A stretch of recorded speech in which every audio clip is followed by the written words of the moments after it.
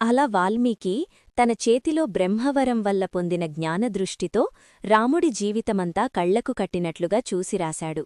అలా తన చేతిలోని దృశ్యకావ్యాన్ని వాల్మీకి రామాయణంగా రాస్తూ కొంతకాలం గడిచింది.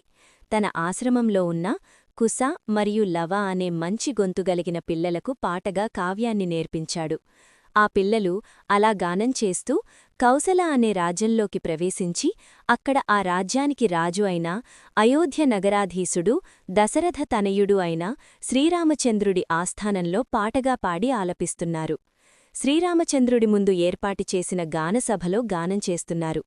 ఆ గానం ఎలా సాగింది అంటే, ఆ కథేమిటి అంటే, అయోధ్యకి రాజు అయిన దశరథ చక్రవర్తికి ఎంతోమంది భార్యలు, కాని ధర్మపత్నులుగా ఉన్నది ముగ్గురు.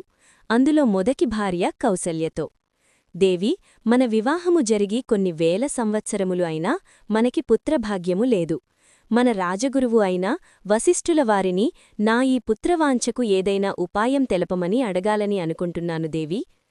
కౌసల్య వెంటనే, చాలా రోజులుగా నా మనసులో ఉన్న కోరికను మీరు చెప్పారు స్వామి అని. తన రెండవ ధర్మపత్ని సుమిత్ర విరాగిని. ఆమెకి దేనిపైనా మక్కువలేదు.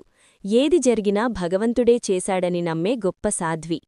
తన మూడవ ధర్మపత్ని కైకేయి. ముగ్గురిలో చిన్నది అయినా దశరథ మహారాజుకి ప్రియ భార్య. ఆమె కోరికలు ఏవైనా మహారాజుగారు చేయాల్సిందే. అలా ఆ ముగ్గురు పత్నులను సంప్రదించి మరుసటి రోజు వశిష్ఠుల వారికి తన కోరికగా వెల్లడించాడు.